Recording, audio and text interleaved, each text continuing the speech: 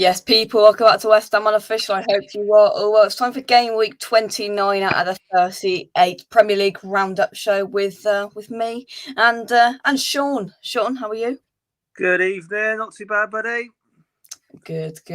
Before we get started, see we've got the chat. JJ, hope you are well, my friend. Now, as you can all see, we are not joined by Josh tonight. He's been poorly today, so we'd like to say get well soon to you, Josh, and you've got another talking to. Thanks for the 6 points this year. Hope you're all well. Terry, hope you're keeping well, my friend. The West Ham unofficial chauffeur for us to do up north games. But let's get started then. And the game week started off at the Amex, where Liverpool were victorious over Brighton 2-0.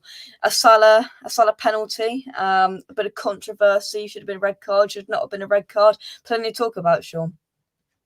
Yeah, was this is the goalie fouling Yeah.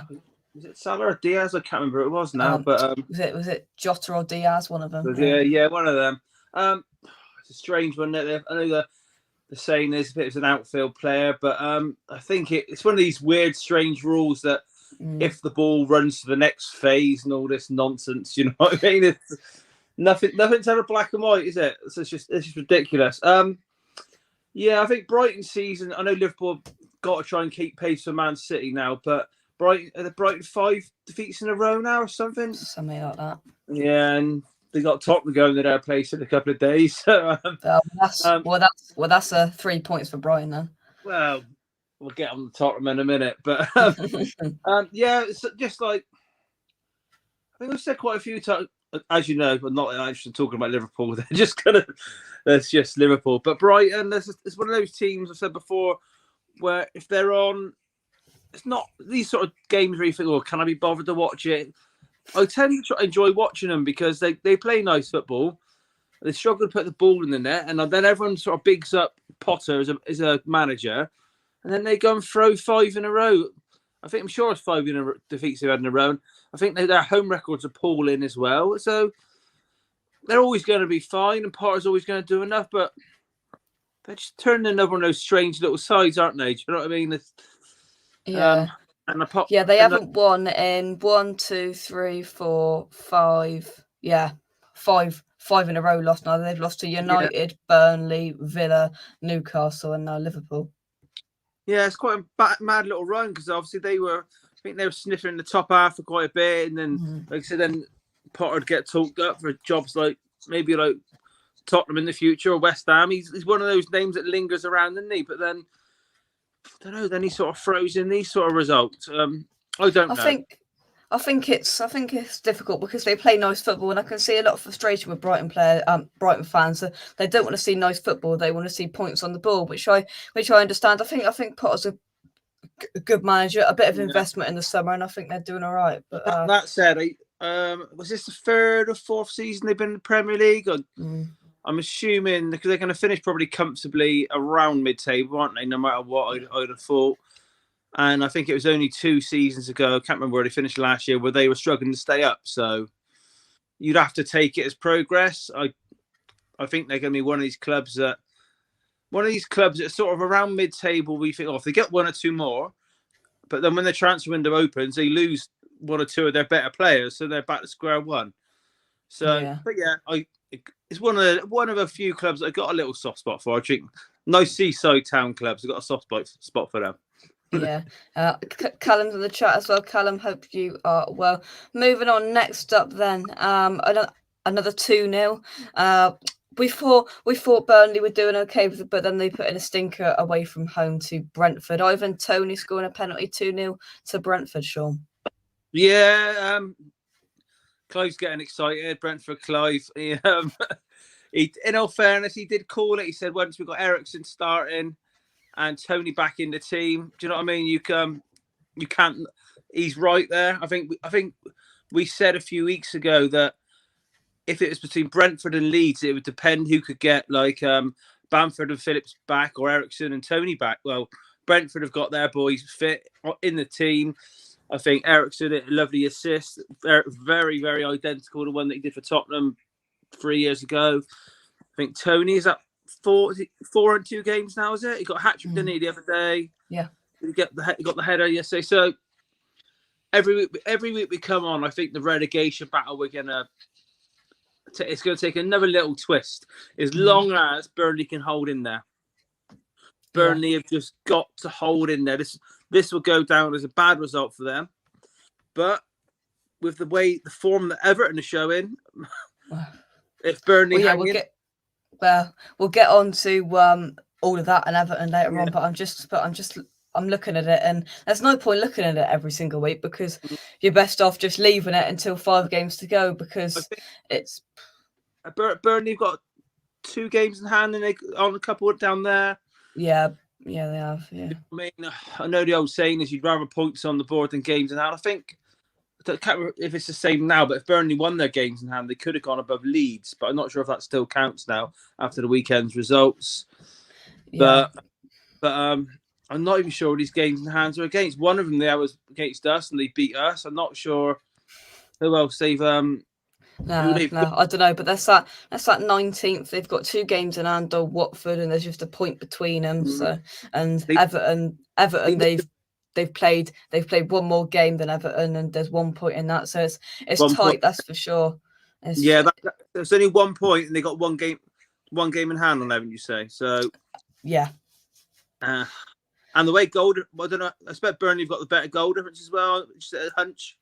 Yeah, 3 in it. Yeah, it's that bad down there at the moment. It could even come down to something like that because you don't. When you look at Leeds, I still don't even see them going on a mad run. You don't see Everton turning a corner fast, do you? So, but Burnley, Dyche's got the know-how. If he can just hang in there, get a win as soon as possible, the odd point. Before you know it, if Everton carry on their run, they got a gap. So we could sit here all night debating who's going to go down. It's that tight at the moment. But Will, hopefully Aston Villa are a good side. I would love to see Watkins at West Ham. Draw would have been good. Impressed with a win. Yeah, we'll get onto that a little bit later on. Not many Saturday games this weekend, and this was the last one. Here we go then.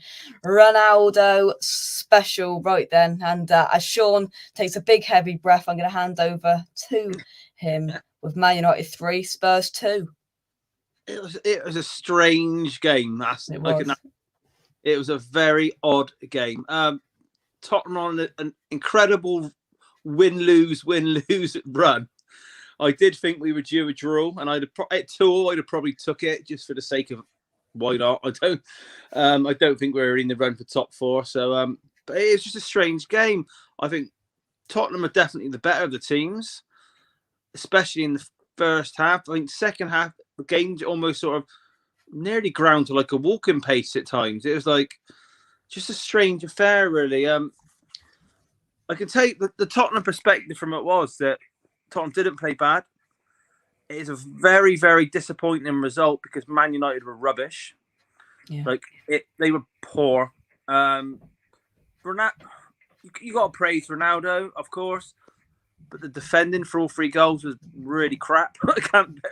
It was bad. Like I've been praising Eric Dyer for a long time, and he's got to close him down for the first. He hit a rocket from 30 yards. Christ, Ronaldo's been a footballer for 15 years in the public eye. We know he can hit a rocket from 30 yards. Yeah. He's not sprinting 20 yards down the pitch to hit that. He's one touch and he can hit it. We know that. Just with I saw that and Eric Dyer must have known that was Ronaldo, and he must have thought somewhere they must have said this on training. Don't give Ronaldo any space anywhere near these areas because we know what he's capable of. Yeah, it's not an excuse for him. Ronaldo wasn't playing in the natural centre forward role often, so you know he likes to drop in. I only wondered whether, because he dropped quite deep away from the defensive line, whether Dyer, it's not just Dyer, I think we had another one in there who could have closed. I don't know whether he thought that one of the centre midfielders might have been closer. So then when he realised they weren't, he reacted too slowly. And I expect you've noticed this. I think what doesn't help with the blocking of shots nowadays, because the law is, if you got your hands down, it's not a penalty or a free kick, isn't it? So you see players going in to block shots looking quite strange and unnatural. Do you know what I don't know if you notice, you see players running in the box with their hands behind their back, so it looks quite odd. Yeah, So good. he's tried to block it with his hands behind his back, so they're down there, sort of classed as natural because they're not dangling. But because if you try and run and sort of spread eagle your body, like normally you try and block a shot, you'd like make your body as big as possible, wouldn't you? But because now they're sort of, it's drilled into them, don't put your arms out. They're trying to block it in this sort of, it looks half-hearted. You know what I mean? But with anyway, with the two handballs, to be honest with you, I don't understand the rules. But if I'm being honest with you, with the two handball shouts that there were, I didn't see much difference between the two of them. Both were slightly out and leaning, but you know, VAR has a mind of his own. So somebody put on Twitter a few days ago, what's your football conspiracy theory? And I honestly think before them VAR officials go into Stockley Park, they are forced to drink about 10 pints before they go in there, because I mean, we've seen it all season. We've seen it for 3 seasons now. That Rodri one against Everton was just embarrassing. And even, I don't like Man United, but that Middlesbrough one in the FA Cup, even though it was brilliant, that was horrific. And there's just so many of them. And quite frankly, I would have been annoyed if I was on the wrong end of one of those and the other one wasn't given. But it was quite an enjoyable match. I enjoyed watching it. Yeah, the handballs, believe it or not, they were both correct with the laws, because a simple way of viewing it is, was it Dyer for the Tottenham one? It was, wasn't it? His arms are sort of down again, like I said, and also it was too close. Right. If it's really close and you've got your hands sort of down, it's usually not given. If you're a bit further away and you've got your hand poking out, like, was it Tellez for them? I can't remember with fullback. I can't remember which one it was.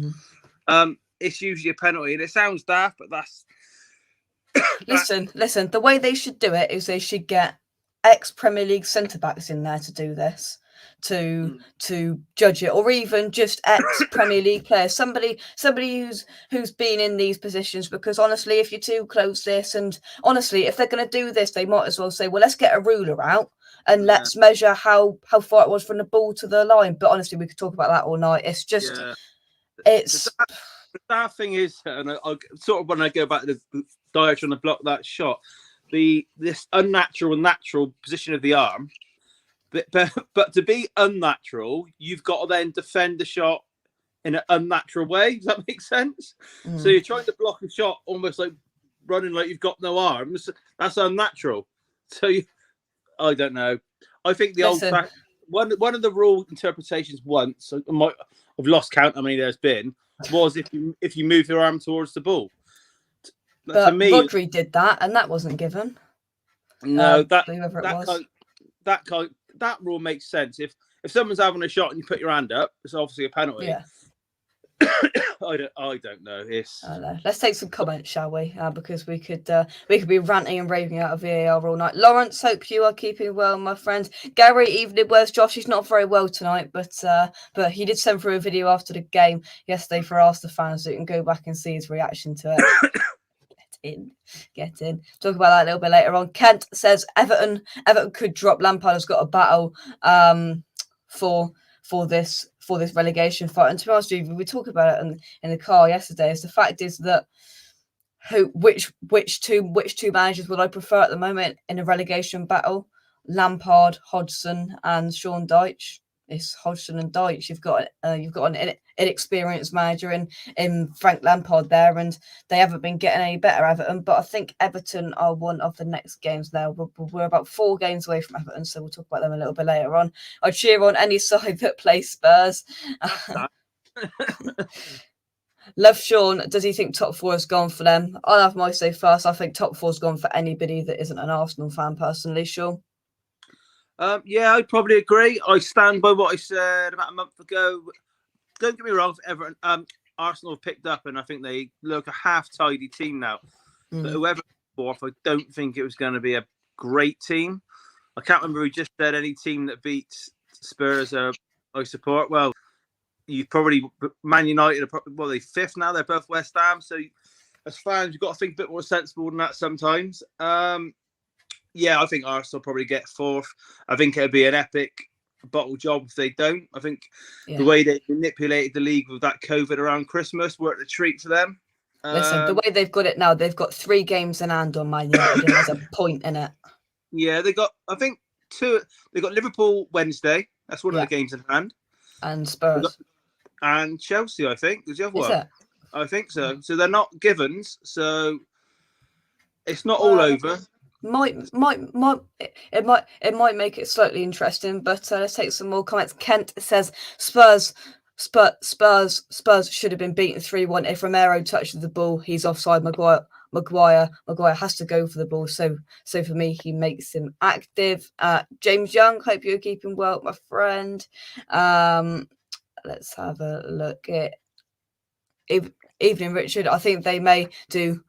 He clapped the fans yesterday, but got nothing back. Who's that about?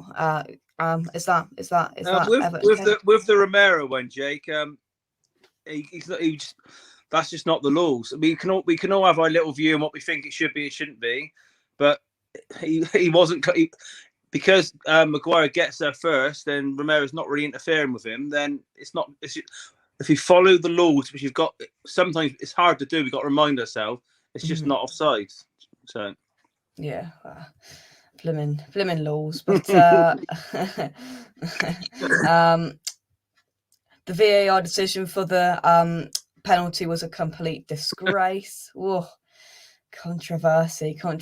But we've all got our own opinions about it, and certainly VAR have got theirs as well. But one of the shocks of the weekend came next. Southampton won Watford to a vital 3 points in a slight glimmer of Watford trying to stay in the league for next season. Was this a surprise? And I had a funny feeling when I saw Brozier wasn't on the team sheet, Shaun. Yeah, I think Southampton having to go on that good little run. Have had a little wobble, haven't they? I think is that 2 or 3 in a row they've lost, or they drop points, they lose the other day. Well, yeah, and Watford, as soon as you think they're dead and buried, and they get hammered somewhere, they get hammered one week, then they come back and sneak a random win.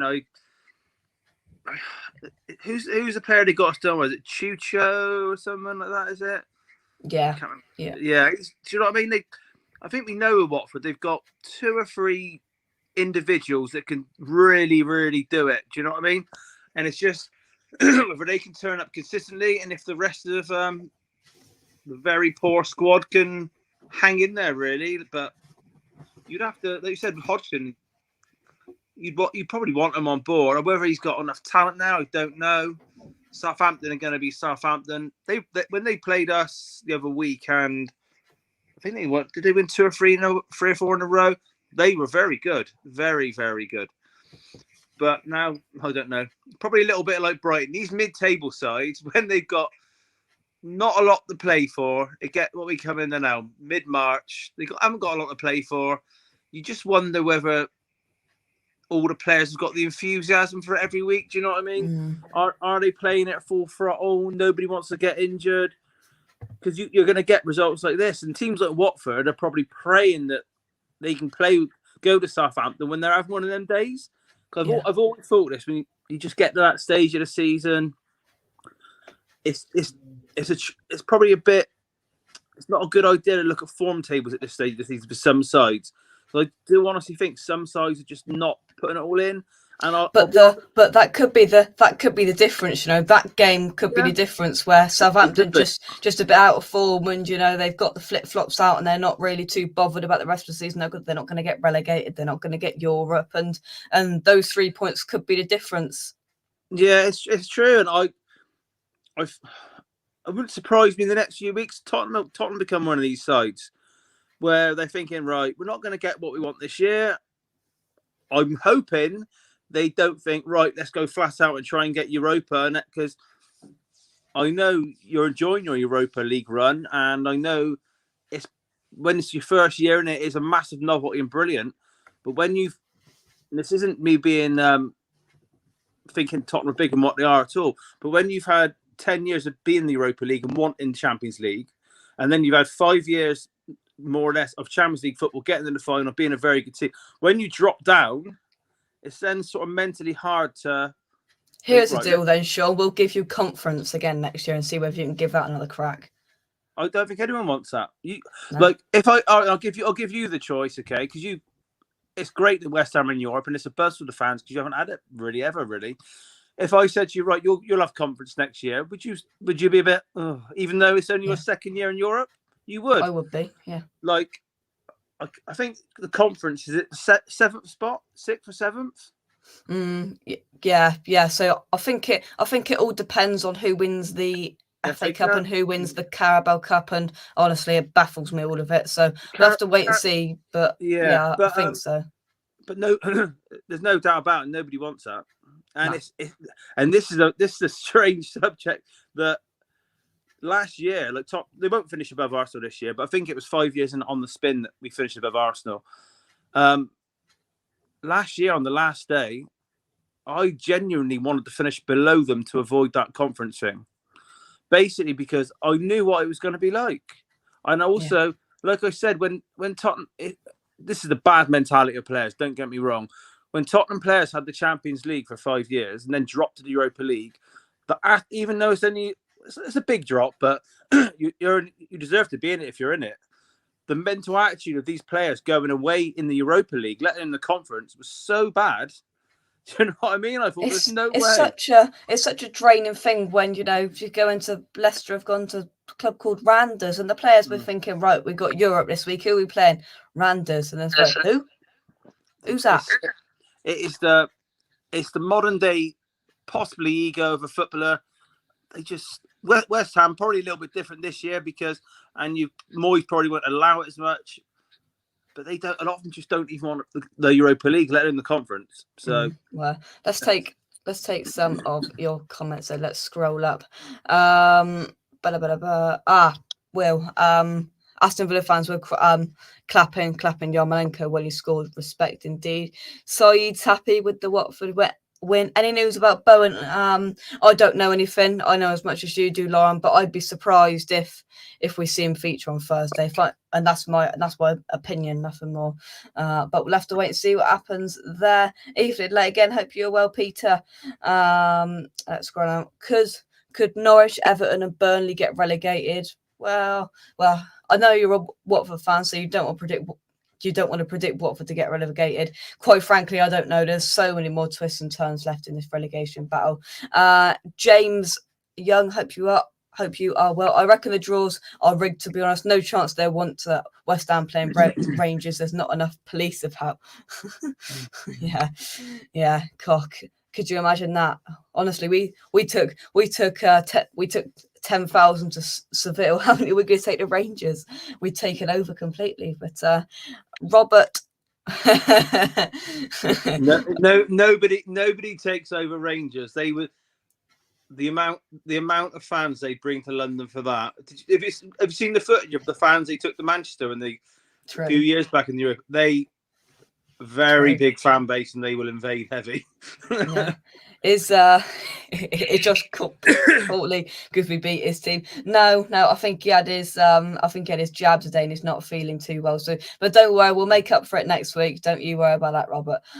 Let's scroll down. If we bought more players in to cope with conference, I'd take a bit. If you ask Leicester now, they would take it because they couldn't get Europa. Irons indeed. Hope you're well, my friend. Right, moving on. What have we got next? It's our game. Speaking of the devil, West Ham 2, Aston Villa 1. Right, I'll have my little piece on this one and then we will move on. But yeah, not vintage. It hasn't been vintage for a good few months for West Ham. But we got the job done. 3 points. Moment for Andrei Yarmolenko was truly special. Written in the stars, Antonio picks up an injury of some sort on the 51st minute.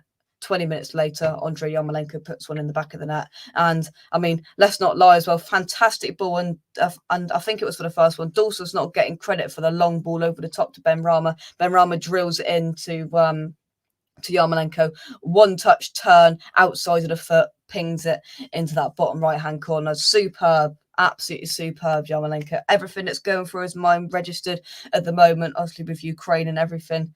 superb from Andre Yarmolenko. We give him stick on this channel for his footballing performances at times, but you cannot fault the guy for how he's handled himself and for how he handled himself on the pitch yesterday, because he played well as well. It's not like he scored that goal and drifted completely out of the game. I thought he played well for the pretty much the whole second half. He was on the pitch. Get your thoughts in about this game. I'll take some comments a bit late, but I'm here. No worries. Bailey, what happened? What happened to your 3-1 Villa prediction that you were telling us on the build-up show? What happened, Bailey? Let us know. Let us know. Brighton beat Spurs and Liverpool beat Arsenal. Job done. Exactly. Good 3 points won. Well, to be fair, just to touch on that, Brighton beating Spurs. I mean, when Conte goes at the end of the season, it's a good job interview for Potter, isn't it, Shaun? Well, yeah, maybe. I think apparently Potter was very interested in the job in the summer, but typical Tottenham, they dragged the heels of him. Fair play to him. He sort of said that he don't want it no more. When he realised he wasn't like nailed on for first choice, he wasn't interested. But on this game, the most important thing I care about is who got injured. Creswell and Antonio, but one thing I have seen today is that a lip reader has gone back, and when Antonio come off, and he said to Declan Rice or somebody, he said it's not my hamstring. We'll have to wait and see. David Moyes, of course, keeps his cards very close to his chest. We'll have to see on Thursday whether both of those or any of those feature. But yeah, Antonio and Creswell went off injured. Obviously, I was quite surprised he went so strong, but then again, with Moyes, he tends to bangs the same drum often, doesn't he? But do you think Moyes is? Probably is. Obviously, he's trying still to run in every comp right to the end. Like, yeah, is he trying to guarantee himself Europa League again in the league whilst trying to win the Europa League? Quite frankly, I don't know what goes on in David Moyes' mind, because he's I think he's adopted the mentality now that I'm gonna start my first team that's available every single week until the end of the season. And is that going to backfire? It already has backfired, because Creswell, he's getting on a bit. What that's like, we'll have to wait and see. Right, so we've got a bit of an injury update. So Mandy says Antonio's a hip injury, Jake, but still doubtful, and Creswell ankle. So I just had a flashback, Jake. Remember right at the start of the season when I said to you about the Europa League Sunday, Thursdays? I think I said that fair play, West Ham are doing a bit better than I thought he would this year. But I did say to you at some stage of this season, Moyes would probably have to prioritise something. I was just wondering if he left that just too late. Do you know what I mean? You might win on Thursday, but if you end up losing 2-0, is this West Ham 2 Villa 1 a good result if you lose Thursday? I think it's a good performance because we're in the league, and it keeps us in the mix for that 6th spot, I think, or 5th spot maybe at a push, if I'm being honest with you. But I don't know, if I'm being honest with you. It's a good result, of course, but it's come with a couple of injuries and perhaps those two players are now going to be out for our biggest game of the season. Let's not kid ourselves here. We've said that plenty of times this season, but this is good. This is our biggest game in our recent history at West Ham. Thursday night is massive. If you knock out Seville, you'll probably be top 3 in the betting favourites, I guess, probably. I know there's a few big clubs left in, but do you know what I mean? It's a huge game. You're not, and obviously, I don't know. I've said it before. Can't knock Rice a player. He gets his plaudits. He hasn't looked right to me for a while, and the fact that he went to Liverpool and got a good draw, deserved draw, whether this was a game to leave out Rice. Do you know what I mean? For most managers, it probably would have been considered, but David Moyes just doesn't rotate in the Premier League, and he's not in a position to rotate in the Europa League now because we need to chuck everything at that on Thursday night. He doesn't like rotating in the Premier League. That's the thing, and he didn't once again, and it didn't surprise me in any stretch of the imagination. Let's just check in on some of your comments then, and scroll up then. So, oh my God, so many comments. Was was playing against 12 men yesterday. Ref was shocking. Never seen time wasting. Like, they were falling to the floors, left, right, and centre. The ball hit me face. Let's fall down for 5 minutes. Let's have the trainer come on. It was an absolute nightmare. I love the fact Gerrard has so many excuses after the game. Villa fans just called their side poor. They were. Good 3 points won. Indeed, it's funny when we have to change up the team, we win. Good 3 points for you. On to Arsenal, and hopefully we can beat them, says Bailey. The last couple of times I've been to the game, this might be just me, but our players seem to be getting a lot more physical with a bit more aggression. Yeah, I agree. I think certainly players are starting to get into it more now, and we're not being a nice team. No team really likes coming to the London Stadium. We've had not a fantastic run of form over the last few weeks, but we still haven't lost many games at the London Stadium. We were poor against Newcastle. We didn't lose, and they were on the up at that stage. I think who have we lost to at the London Stadium this year? Man United. That was just a one-off complete anomaly of a football game. We've lost to Brentford, Leeds. There's one other, I think, but I can't think of many more than that. For be honest, we beat Chelsea, beat Liverpool. It's a hard place to come to London Stadium, and that's not because of the atmosphere, that's because of the way we're playing. But it's definitely going to be a hard place to come for Sevilla on Thursday night, because that place will be bouncing, especially because I've seen today that Sevilla aren't bringing many fans with them, which is a bigger boost for us as well. But Kent says, not my favourite player, but played like a real striker yesterday. Yarmolenko stayed central, a brilliant and emotional moment when he scored. Fair play to him. Completely agree. Villa got exactly what they deserved yesterday, falling over like Gemma Collins. Every cloud has a silver lining. Just don't know what it is at the moment. Yeah, nobody does. Frema says, I think he said it around a Sevilla game, Moyes. He will keep playing the same players because those are the players he has. He was very blunt. Yeah, I think he said that after the Liverpool game as well. We said, listen, I'm just going to use the players that I've got, and there's no two ways about it.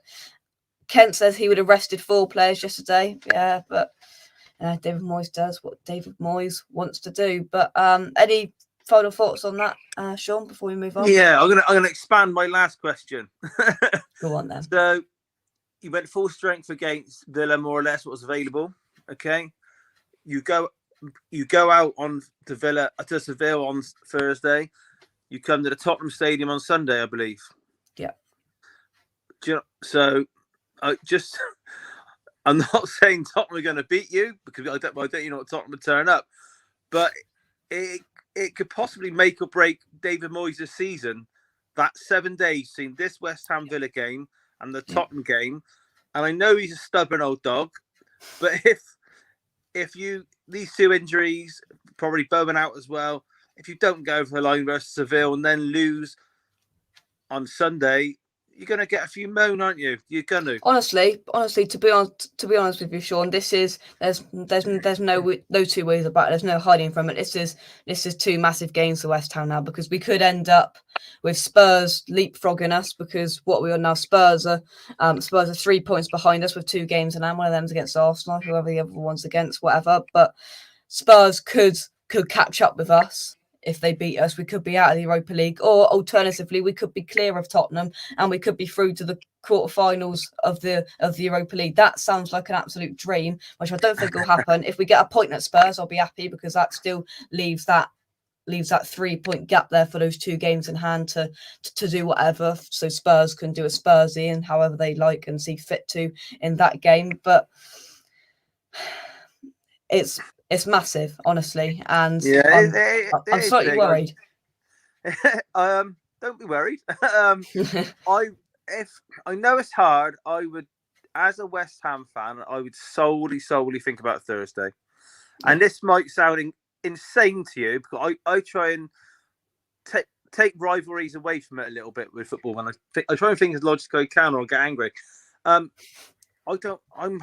happy for Tottenham just to float around 8th now.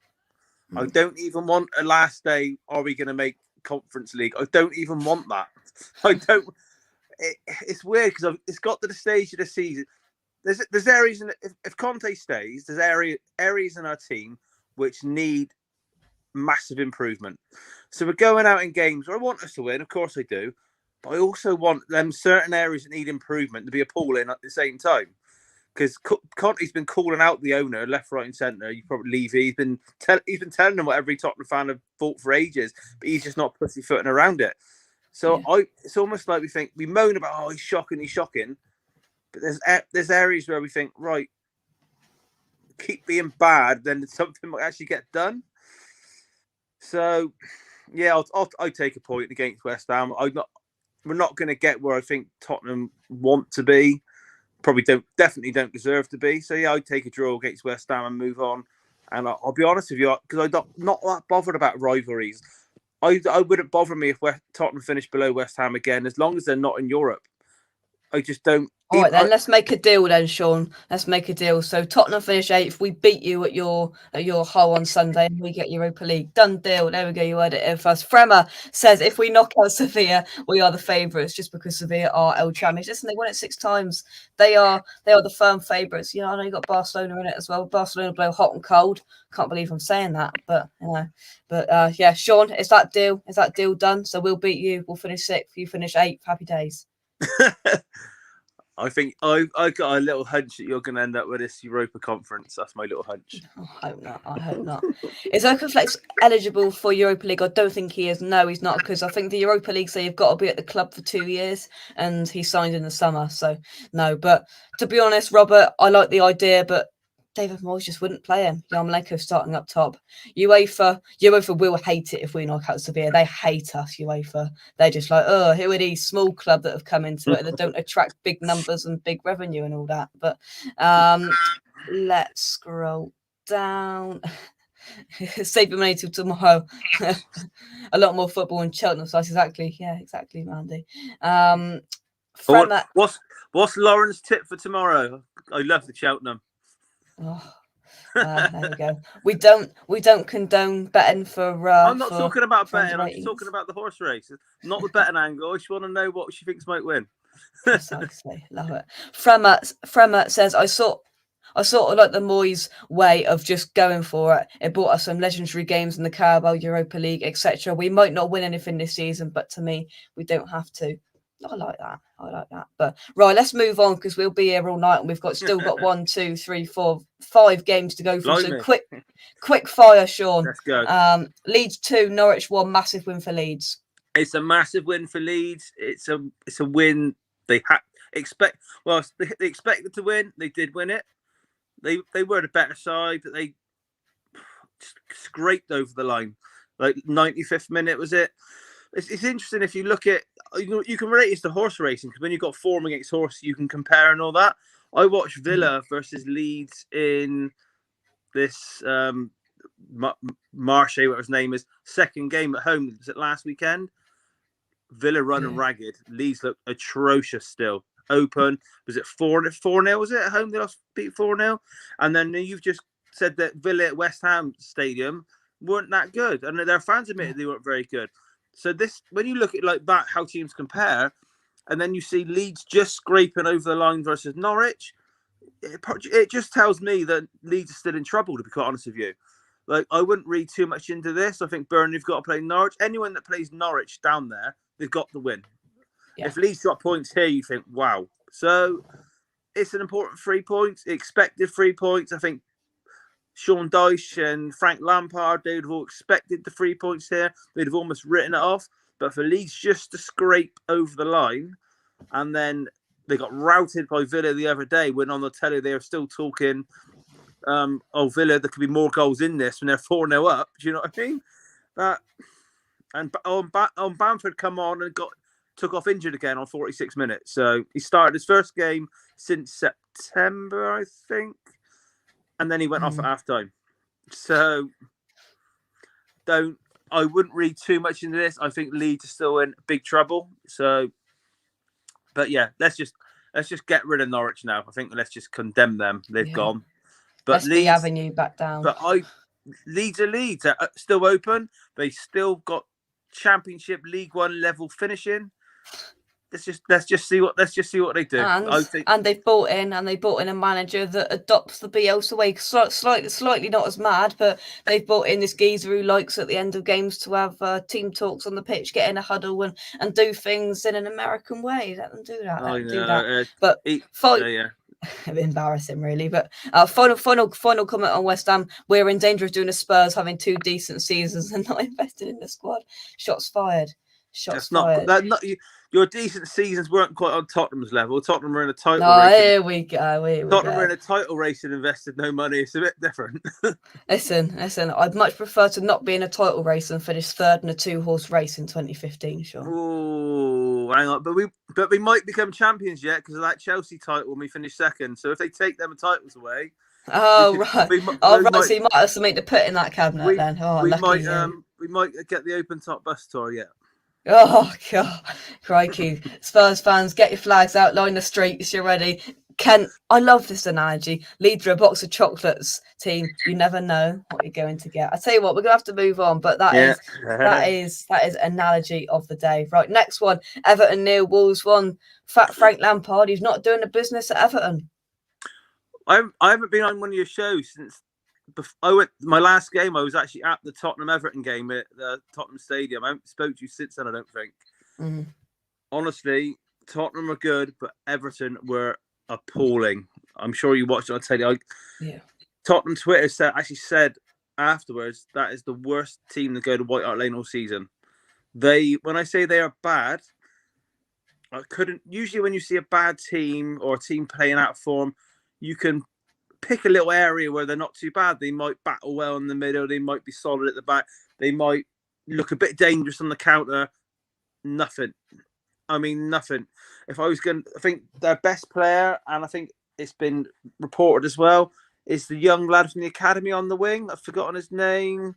He's 21. They're saying he's the leader of the team at the moment. Oh, is he that Anthony Gordon? That's the one, little skinny lad. He chucked himself to the ground a bit. He was the only one putting himself about.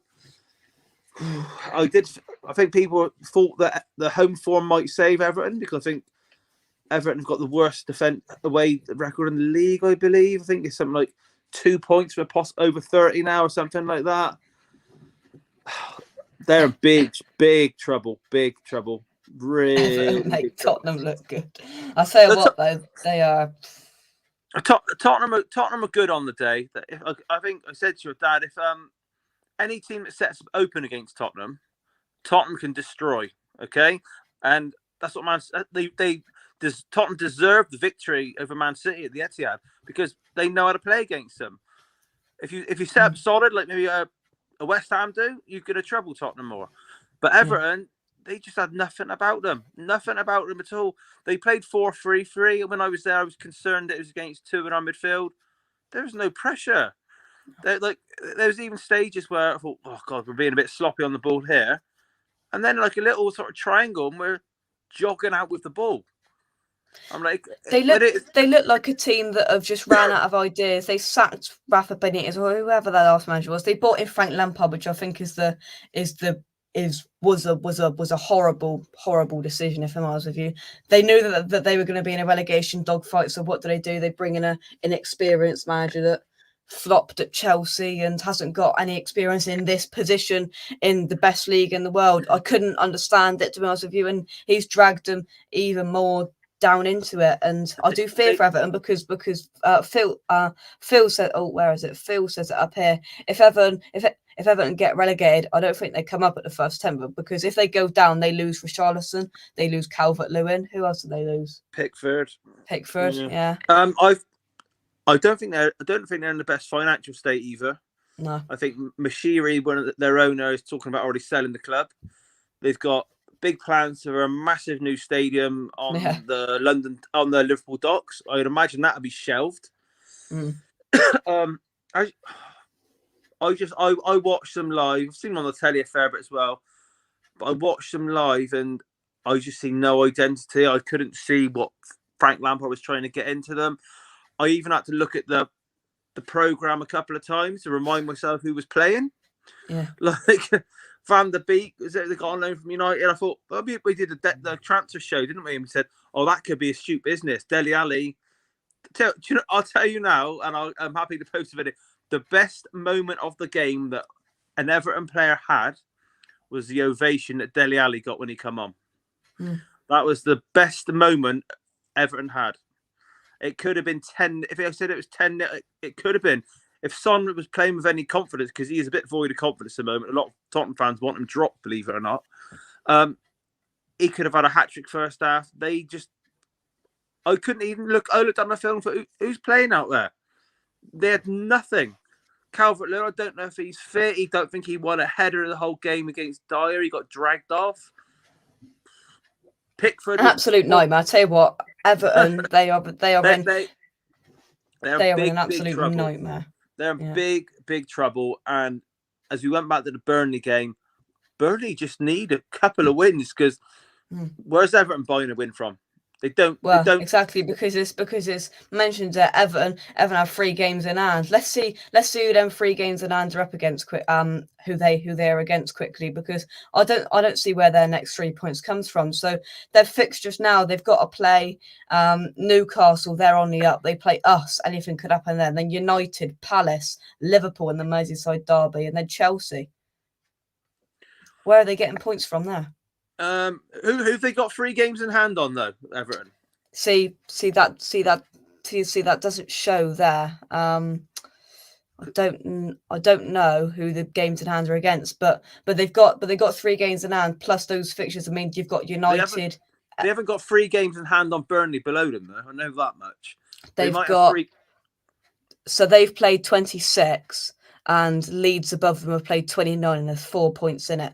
Burnley played 27, Everton have played 26, Watford have played 29, Everton have played 26, and there's 1 and 2 points in it there. Yeah, I don't know. I do. If Everton go, they are in trouble in the future. I think they're in big trouble. They'll be the biggest club ever to go down. I think that's no doubt about that. And when you look in the Championship now, when you look at around stadiums, because I love an old stadium. I'm a bit of a sucker for an old Glory Day stadium. You look at a club like Sheffield Wednesday. Do you know what I mean? They've never been quite as big as Everton, but they've got a big old girls' stadium.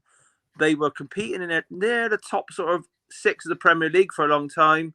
They went down. They went down the League One. Do you know what I mean? They've only recently come back up, I believe, to the Championship, not long, a couple of years ago. You look at them and you think that could be Everton. Yeah. Do you know what I mean? Like, they could go, honestly, Shaun, they could go into complete turmoil, because if they're going to sell up, the owners are going to sell up. It's going to be an absolute nightmare. Don't forget, I believe they're spending over the last. Don't forget they're spending. I think that's right. That's right up there with the top teams, and they obviously haven't got the revenue. And I don't know. It might be wise you trying to find a very knowledgeable Everton fan who knows the ins and outs of the club, the finances, what they've spent, financial fair play, if this affects the stadium.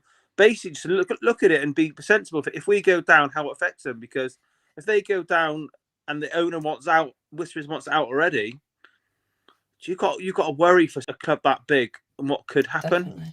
Definitely. Right, let's move on. Let's move on. Right, quick fire. We've got 13 minutes. Chelsea 1, Newcastle 0.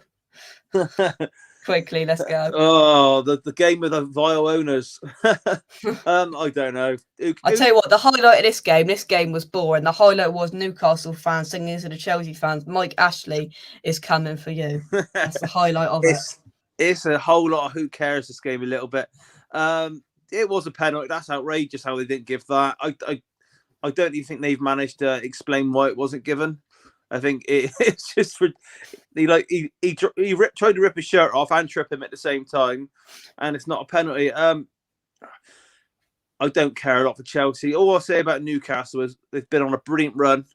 I think the manager's done in there some of the signings. Like, is it Dan Burn at the back? He's been class. You got to say, like, we both support clubs trying to get in the top 4. Though Newcastle with this sort of money, they're going to stay up easily, I think, eventually. You've got to say they're going to be a problem in the next couple of years, aren't they? I think secretly, and most fans hope they'd go down so they would be further away from it next year. Do you know what I mean? But they're going to, maybe not next year. I'm not saying they're going to be like banging on the door of top 4 next year, because it takes more than a year. But you know they're going to steadily climb. And it's football, isn't it? The Premier League keeps letting these owners in. You think the likes of letting Abramovich in, because there's videos out there when he bought Chelsea condemning where the money come from. It's out there. They knew what this fit and proper person's test. It was meant to have a shake-up.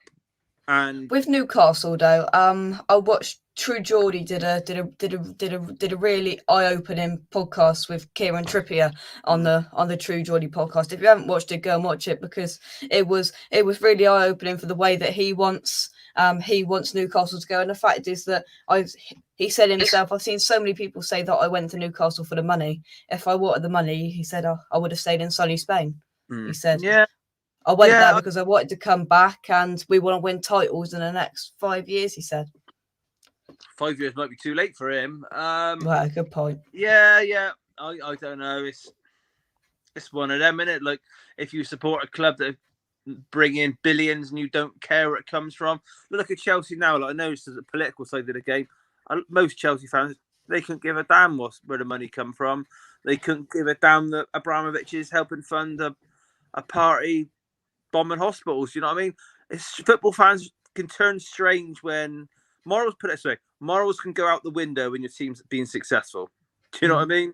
Well, exactly. It takes a very good person to say, hang on a minute, this isn't right. I'm not going to support this team, because football teams are in our heart, isn't it? So it's hard. Yeah. But I don't know. It's one of it's the Premier League. The Premier League, if they see money coming in, I don't think they care enough. They don't. They could have thrown out this Newcastle bid within 10 minutes, because all we're going to get now is, and this is going to go on forever, Saudi Arabia assassinate 81 people. Do you know what I mean? That's not good. But every time something happens in Saudi Arabia to that extreme, it's going to come into our league. It's going to get mentioned, and it's just going forever now. With the morals of it, listen, we could all sit here and say, "Oh no, I wouldn't want Saudi Arabian owners, this and that and the other." But if we all sat here winning Champions Leagues, winning Premier Leagues, do you think most people are gonna really bat an eyelid? No, this is that's the passion, what people think of the club. But no, but when it actually hits the fan, like Abramovich a little bit, where the club, the government have frozen his assets, even though they probably took backhanders from him and his mates for 20 years to keep him here. When it gets to the stage where they've frozen the assets, he's openly supported which is going to be a war criminal. Some won't care, but when you look at it, you think, I don't know. But that's Chelsea. Yesterday, there was a banner, Abramovich with the Russian flag Roman Empire. It says, and straight away the stewards have got to take that down. I don't think they did, but I don't know. Anyway, they're going to have a new owner soon, and they're not going to give a damn what they won in 20 years. Whether us other fans of other clubs look at that as blood money that bought that, that's up to us, isn't it, really? Let's move on to the final game of the weekend. Then Arsenal, they just keep on winning. Arsenal 2, Leicester 0. Standout performances. Martin Odegaard, he's getting better. Shaun, your thoughts on your noisy neighbours? Yeah, I think you've hit the nail on the head, really. Didn't watch the game. I know it was on TV. I'll be totally straight with you. I haven't watched Arsenal play a whole game since we played them earlier in the season. I watched a little bit of them beat Watford the other day when you had a few wonder goals in the game. I can't knock them out of the teams going for top 4. I think they're now starting to play the best football. I do still think they got a bit of a soft underbelly. I don't think it's going to go away. Just beating Leicester 2-0, I don't think that's telling us too much. I think most of us probably expected that to happen. But yeah, they do play. They're playing better and better football. I think their keeper has kept the minute all season a lot. It's not all about them playing good football. I think if they're lesser, I think the keeper is surprised at how good he's been. Wouldn't surprise me if he's England number 1 in the coming friendlies coming up. He'll definitely get at least one start. They're obviously favourites for the 4th spot now. I know United beat us the other day. I don't think United are very good. I think our Tottenham and West Ham are just stutter along a little bit. Ronaldo beat you the other day. Man United didn't beat you. He did. United just stutter along. I think United's record is not actually that bad, but they just don't look a good team on the eye. So the Arsenal should get 4th, but the 3 games in hand that we said earlier, they're not easy games. I think the North London derby's at the Tottenham Stadium, I want to say. Yeah, because that's when they cried off around Christmas for COVID. Literally. But put it this way, I think with Arsenal, they actually usually do quite well against Liverpool. I think in the Carabao semi-finals, he did well against them. But yeah, I think if we see how they do Wednesday against Liverpool, Liverpool need the win though. It's not like just a mid-season That's a test game. for both sides, though, isn't it? Because it's a test for Arsenal to see whether they're, whether they're up for the business to mix with the big boys, and it's a test for Liverpool as well to see, can we do it against one of these big sides? We're talking of one of them big sides. The game on tonight kicks off in 5 minutes. Crystal Palace versus Manchester City. Let's have your score prediction before we go, Shaun. Oh, a bit like Liverpool, they've got to keep winning. I think Man City and Liverpool have got to keep winning, especially Liverpool, until these two teams meet in a few weeks or so. Yeah. They've got to play each other yet. So Liverpool they've got to win every game until then. And then it's a cup final against Man City. This tonight, we keep saying about Palace, don't we? We keep praising Vieira. They beat them earlier on in the season. Was it? I will say it'd be 3-1 Man City. Yeah, fair enough. 3-1 City, says Lauren as well. It is. What about Lauren's horses? Where's Lauren's horses? Thank you everybody for watching the Premier League Roundup show. I'm sure we'll get Josh back at some point, so I can just have a little mention. What's that on aggregate? Can I do maths? Is that 6-2 to West Ham on aggregate over the season? Thanks for the 6 points, Villa. We'll see you again next year to do exactly the same. 6 point collectors over the Villa, over the mighty Villa. Tomorrow, there we go. Oh, Lauren's keeping it very much close to the chest. But thanks everybody for watching this edition of the Premier League Roundup show. If you've enjoyed it, drop a like on the video. Subscribe to West Ham Official if you need to check out our channel sponsors SIM Carver and Son by clicking the link in the description down below. After I'm going to film, now what I'm going to do is I'm going to come off there and I'm going to film a different channel sponsor video. So you don't hear me all the way up here from about a year ago. So I'm going to do that. Shaun, I'll see you next week. All right, mate. We'll see you next week. Thank you very much. Big few days. We'll see where you are on Sunday. We certainly will. And we certainly will. And of course, after that, either me or Shaun will be smiling after the West Ham versus Spurs game. Hopefully. Jake, one more question for you. Yeah. You could have one loss and one victory. You got Sevilla, Tottenham. Who are you taking? Aston Villa, Tottenham. No, you can win one game. You got to lose the other. This coming week. What are you going to take? You're going to lose the other one. Which one are you taking? Quite frankly, I don't want to answer that question, to be honest with you, because I haven't got a clue. I want to beat Sevilla, but I want to beat Spurs. Can't have them both. I'd probably say beat Sevilla. Okay, mate. Good luck. Anyway, we'll talk next week. From me, come on, you irons, and we'll catch you very soon. Cheers, guys. Bye-bye. See you, mate. Bye.